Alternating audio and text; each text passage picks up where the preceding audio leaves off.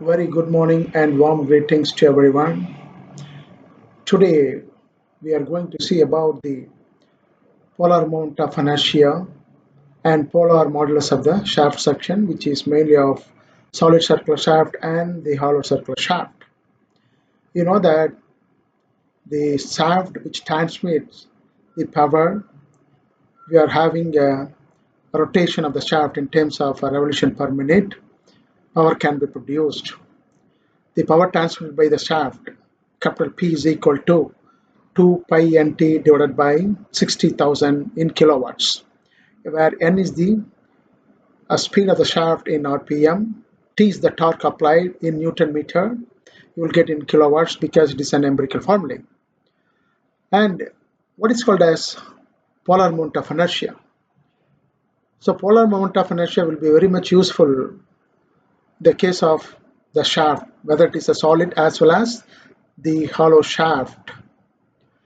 In the case of solid circular shaft, the polar moment of inertia is equal to the ratio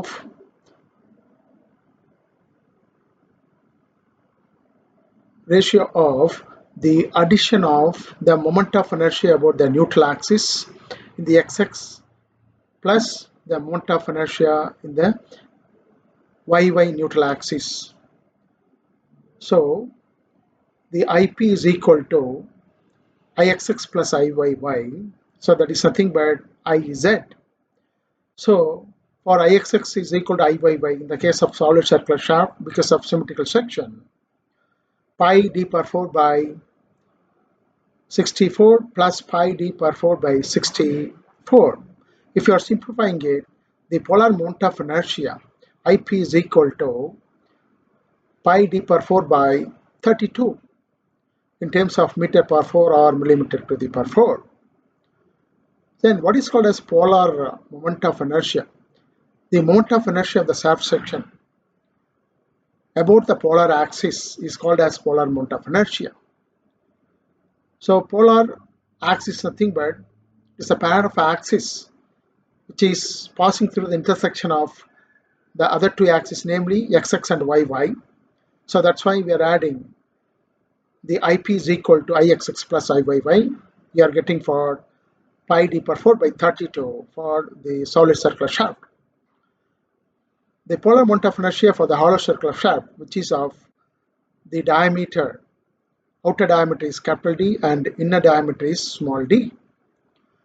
The polar moment of inertia, IP or Iz is equal to pi capital D per 4 by pi into capital D per 4 minus small d per 4 divided by 64 plus pi capital D per 4 minus small d per 4 divided by 64. If you are simplifying it, so pi by 32 into capital D per 4 minus small d per 4. So that is the polar moment of inertia for the hollow circular shaft. So we have seen the polar moment of inertia for the solid circular shaft, which is equal to pi into small d per 4 by 32, and for the hollow circular shaft is equal to IP is equal to pi by 32 into capital D per 4 minus small d per 4. Now coming to the polar modulus of the shaft section, whether it is a solid shaft or the hollow shaft. The polar modulus is defined as the ratio of polar moment of inertia divided by the maximum radius of the shaft. So the maximum radius will always fall in the outer surface of the shaft because it starts from the center of the shaft, either it's a solid or the hollow circular shaft. So in the case of solid circular shaft, the polar modulus Zp is equal to pi into capital D per 4 by 32 divided by maximum radius is d by 2. So if you are simplifying it, you will get pi into d cube by 16 in terms of millimeter cube or meter cube, the polar modulus of the solid circular shaft section. But in the case of the hollow circular shaft section, which is of outer diameter capital D and the inner diameter small d.